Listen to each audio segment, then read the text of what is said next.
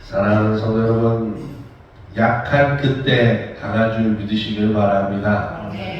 강한 게 강한 것이 아니라, 약한 게 약한 것이 아니라, 약하더라도 우리는 내 뒤에 강한 하나님이 계시다는 것을 매일매일 인정하고 선포하며 사는 저와 여러분 되시면 좋겠습니다. 이 사도 바울이 오늘 이 본문을 이렇게 썼습니다. 본문을 했는데 그의 육체에는 가시가 있었다고 합니다. 그 육체가 어떠한 사람들은 간질이라 말하기도 하고, 어떠한 사람들은 자신들을 죽이려는 40인의 테러범들, 자기를 죽이려는 사람들이라고 하기도 했고, 수많은 사람들의 핍박이라고 말하기도 했습니다. 어찌됐건 이 사도 바울에게는 엄청난 육체의 고통을 주었다는 것입니다. 마음의 고통, 육신의 고통이 그에게 있어서 그가 하나님 앞에 3번이나 기도해서, 하나님, 나에게서 이 육체의 가시가 떨어지기를 원합니다 라고 기도를 할 때 하나님의 기도는 당연히 오케이가 되어야 되지 않겠습니까? 왜냐하면 우리가 잘 알다시피 사도 바울이 행한 모든 일은 하나님을 향한 일이었고 예수 그리스도를 향한 일이었습니다. 그럼에도 불구하고 하나님께서는 내 은혜가 족하다고 말씀하고 있습니다. 왜냐하면 하나님께서 그에게 거절하신 이유는 그가 자만하지 않기 위해서고, 그리고 예수 그리스도의 능력이 그를 통하여서 머물게 하기 위해서라는 것입니다. 그리고 그가 이제 육체의 가시나 다른 능력이나 하나님 앞에 받은 것이 많지만 다른 것을 자랑하지 아니하고 오직 십자가에 달린 예수 그리스도만 자랑하기 위해서 하나님은 그에게 육체의 가시를 주신 줄 믿으시길 바랍니다. 결국 우리는 얘기합니다. 하나님 앞에 기도를 했는데 하나님이 3번이나 거절했는데 그것이 뭐라고? 다른 사람이 보기에는 기도를 거절당한 것은 하나님 앞에 버림당하거나 하나님 앞에 심판받거나 하나님 앞에 외면당한다라고 생각할 수 있습니다. 그러나 하나님은 그 거절을 통해서 그에게 은혜 주신 줄 믿으시길 바랍니다. 하나님이 침묵하시는 데에도 이유가 있고 하나님이 거절하시는 데도 이유가 있습니다. 사람들은 조금 교만해서 하나님의 뜻을 자신들이 헤아릴 수 있다고 생각하고 하나님의 뜻을 자기 멋대로 판단할 때가 있습니다. 사랑하는 성도 여러분, 하나님 앞에 기도해야 했다면 판단하지 마시고 이루어진 줄 믿고 나아가십시오. 하나님의 뜻 가운데서 하나님이 일하실 것을 믿으시길 바랍니다. 하나님께서는 어린아이가 과일이 먹고 싶을 때 칼을 들고 자기가 스스로 자르는 것을 우리가 용납하지 않지 않습니까? 하나님도 마찬가지일 거라는 생각을 합니다. 우리가 좋은 것을 먹고 싶어 하는 것은 알지만 우리가 위험한 일을 당하기를 원하지 않기 때문에 우리에게 그 원하는 기도를 들어주지 않으실 때가 있다는 것입니다. 사랑하는 성도 여러분, 우리에게 이런 육체의 가시가 있을 수도 있습니다. 하나님 앞에 기도의 응답이 응하지 않을 수도 있습니다. 그럼에도 우리는 하나님의 은혜 안에 살고 있다는 것을 믿으시길 바랍니다. 육체의 가시는 여전하나 그것은 더 이상 그에게 고통의 가시가 아니었습니다. 그가 기도할 때는 얼마나 힘들어서 그 고통의 가시를 없애달라고 기도했겠습니까? 그러나 이제는 그에게 남아있는 그 육체의 고통이, 육체의 가시가 예수 그리스도의 흔적, 스토그마가 되었다는 것입니다. 사랑하는 성도 여러분, 예수님의 흔적이 새겨진 저와 여러분이 되시기 주시고 축원합니다. 예수 그리스도로 인하여서 당한 은혜, 그 은혜가 은혜 되시기를 주시고 축원합니다. 세상에 수많은 사람들은 강해야만 살아남을 수 있다고 얘기를 합니다. 그래서 세상은 동물의 세계와 같아서 양육강식의 세계라고 얘기를 하기도 합니다. 그래서 약한 자, 뒤처진 자는 버림받는 삶을 살 때가 참 많습니다. 더 심하게 이야기하면 폐기 처분한다고 얘기하죠. 사람을 폐기 처분합니다. 이 폐기 처분한다는 것은 내가 버려서 이제 사용하지 않는 사람이라고 얘기하는 겁니다. 그 이유가 뭡니까? 학벌이 없다고, 돈이 없다고, 젊음이 없다고, 건강이 없다고, 결국 그들의 기준에 맞지 않으면 사용되지 못하고 버려지는 것이 이 사회의 현실이라는 것입니다. 그래서 수많은 사람들이 약해지지 않기 위해서 약해지지 않기 위해서 자신의 힘을 기릅니다. 그러나 약하면 먹히게 되는 것입니다. 그리고 버려지게 됩니다. 하나님은 과연 그렇게 사용하실까요? 하나님은 사람을 그렇게 사용하실까요? 강한 사람만 선택해서 그 사람만 사용하실까요? 하나님의 방법은 다른 줄 믿으시길 바랍니다.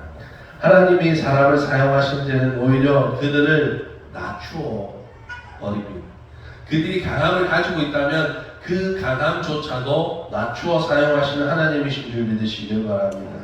오늘 사도 바울 역시 많은 계시와 능력과 많은 은혜를 주셨지만 교만하지 않도록 그에게 육체의 가시를 주셨습니다. 그리고 그를 낮춰서 그가 오직 언변으로서 예수 그리스도를 전할 때는 실패를 맛보게 했지만 오직 십자가에 달린 예수 그리스도만을 전했을 때 그에게는 하나님의 복음의 역사가 더욱더 깊어진 줄 믿으시길 바랍니다. 모세도 마찬가지입니다. 모세는 어떠했습니까? 모세는 참 배경은 처음 버려진 아이로 시작하지만 애굽의 공주의 아들로 들어가지 않습니까? 그래서 많은 것을 배우고 또 40세의 능력이 있었고 힘이 있었습니다. 그때 하나님이 왜 그를 사용하지 않으셨을까요? 그 40세에 펄펄 혈기가 넘치는 그를 왜 사용하지 않으셨을까요? 그는 동족을 미워하는 사람도 아니었습니다. 동족을 사랑하는 사람이었기 때문에 애국 사람과 동족 사람이 싸우는 것을 보고 변호를 하기도 했고 그만큼 마음도 있었습니다. 그러나 하나님은 그를 그대로 사용하지 않으셨습니다. 하나님은 이 훌륭한 청년의 시간을 위대한 강야에 갇혀버리게 만들어 놓으셨습니다. 위대한 강야에서 40년 동안 그를 꽁꽁꽁꽁 묶어 놓으셨습니다. 80세에 늙고 이제는 아무 희망도 없는 말도 잘 나오지 않는 늙은이에게 하나님은 찾아오셨고 비로소 이스라엘을 이끌 리더로 삼아주셨습니다. 왜 하나님은 젊은 사람이 아니라 능력 있는 사람이 아니라 혈기 넘치는 청년이 아니라 힘없는 그리고 오늘 내일 하는 그 노인에게 찾아오셨을까요? 그것은 하나님의 능력이 가장 잘 드러나게 위해서라는 것입니다. 하나님의 능력이 그를 통하여서 가장 잘 드러나기 위함이라는 것입니다. 그렇기 때문에 하나님이 사람을 약하게 하는 데에는 이유가 있고 약한 데서 하나님을 붙잡을 때 우리는 더 큰 자리로 올라갈 수 있는 줄 믿으시길 바랍니다. 다윗은 양치기 소년이었고 망집에서도 무시를 당했던 막내였습니다. 아무도 거들떠 보지도 않는 존재였습니다. 전쟁에 형 도시락을 배달하러 왔더니 왜 이 전쟁 구경이나 하러 왔냐고 타박을 합니다. 자기는 기꺼이 형 도시락을 신분 배달 와서 형한테 도시락을 주려고 했더니 이 철없는 것아 이 전쟁을 구경하러 왜 왔느냐고 타박합니다. 그러나 그의 마음에는 하나님이 있습니다. 할렐루야. 아멘. 모든 사람에게 무시당합니다. 형들조차도 그를 외면합니다. 그러나 그의 마음에 누가? 하나님이 함께 하십니다. 할렐루야. 그랬고 하나님이 함께하는 하나님은 그를 세우셨습니다. 그 보잘것없는 양치기를 최고의 왕으로 세우셨습니다. 언제나 전쟁에 나가면 패배 없는 자로 만드셨습니다. 하나님은 그렇게 무명한 자를 유명한 자로 바꾸시는 하나님이신 줄 믿으시길 바랍니다. 우리가 그리스도인이라는 말은 1세기에 생겼습니다. 그것은 그리스도를 쫓아다니는 그리스도인을 말하는 것입니다. 그 사람들은 이 성경의 한 페이지에도 그리고 역사의 한 페이지에도 남지 못했습니다.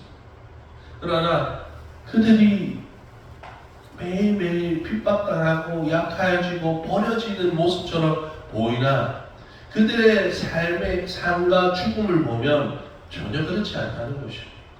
그들은 언제나 찬양했고 언제나 기뻐했고 언제나 감사한 줄 믿으시길 바랍니다. 그들은 소리 소문 없이 죽임을 당했고 순교를 당했지만 그들은 언제나 그들의 입은 언제나 하나님을 찬양하고 그들의 마음은 언제나 천국을 향해 있었고 그들은 언제나 죽음의 공포 안에서도 떨지 않는 담대한 용사였다는 것을 믿으시길 바랍니다. 왜 그랬을까요? 그들은 약합니다. 약하였기 때문에 하나님을 매일 붙잡고 살고 하나님 앞에 매일 기도하고 하나님만을 위해서 살아있기 때문에 그들은 강하여질 수밖에 없는 줄 믿으시길 바랍니다. 세상의 그 어떤 총칼 앞에서도 그들은 복음을 선포하기를 머지하지 않습니다. 언제나 그 앞에서 공포 앞에서도 하나님의 나라를 선포한 줄 믿으시길 바랍니다. 한없이 이름 없이 약한 꽃처럼 연약해 보였지만 그들의 삶은 평안과 하나님의 나라의 영광으로 가득했다는 것입니다. 여러분, 여러분의 삶이 이 땅에서 유명하지 않더라도 여러분의 안에는 하늘나라로 가득하시기 진심으로 축원합니다. 지금 우리의 모습을 보면서 우리가 어떠한 그리스도인인가라는 모습을 질문해 볼 필요가 있습니다. 때로는 무슨 컨설팅 회사처럼 강한 그리스도인들 만들기, 유명한 그리스도인이 되기라는 이런 책들이나 또한 그 이론이나 그것을 쫓아다니는 사람들이 무척 많습니다. 무척 많지만 그것이 진리가 될 수는 없는 것입니다. 역시 나쁜 것은 아니라고 생각합니다. 세상에 영향력이 있는 것, 세상에서 권력이 있는 높은 위치에 있는 그리스도에 있는 것이 참 보기에 든든하기도 합니다. 그러나 그들이 실수하면 그리스도의 얼굴을 먹칠하는 것입니다. 그렇기 때문에 영향력이 있는 것, 하나님이 과연 좋아하실까? 좋아하실 수도 있겠지만 우리는 잘 생각해 보아야 될 문제가 먼저 영향력 있는 사람이 되길보다 하나님을 사랑하는 사람이 되어야 되는 줄 믿으시길 바랍니다. 하나님이 원하시는 것은 내가 가진 배경이 하나님이 되는 것을 원하는 것이 아닙니다. 많은 사람들이 성공한 그리스도인, 부자인 그리스도인이라고 부릅니다. 그러면 은혜를 그들은 무엇으로 개수하고 있을까요? 높은 위치에 올라가면 갈수록 은혜라 생각하지 않겠습니까? 돈이 쌓이면 쌓일수록 은혜라고 생각하지 않겠습니까? 그런데 정작 진짜 하나님을 붙잡고 사는가에 대한 질문에 그들이 높아지면 높아질수록 돈을 붙잡으면 붙잡을수록 하나님을 잡고 있을까 하는 생각을 해봅니다. 우리가 세상에서 즐거운 것들이 많아지면 많아질수록 하나님을 잡는 시간이 적어지지 않습니다. 우리는 과연 세상에 유명하고 권력 있고 돈 많은 그리스도인이 되어야 되는가? 아니면 정말 1세기에 이 사람들이 살았던 예수 그리스도로 사는 사람이 되어야 되는가? 우리는 질문해 볼 필요가 있다는 것입니다. 사랑하는 성도 여러분, 오직 그리스도, 예수 그리스도만 자랑하는 사도 바울의 복음을 다시 들리시길 진심으로 축원합니다. 사도 바울의 복음은 2000년 동안, 예수 그리스도의 복음은 2000년 동안 변하지 않습니다. 하나님의 복된 소식은 변하지 않습니다.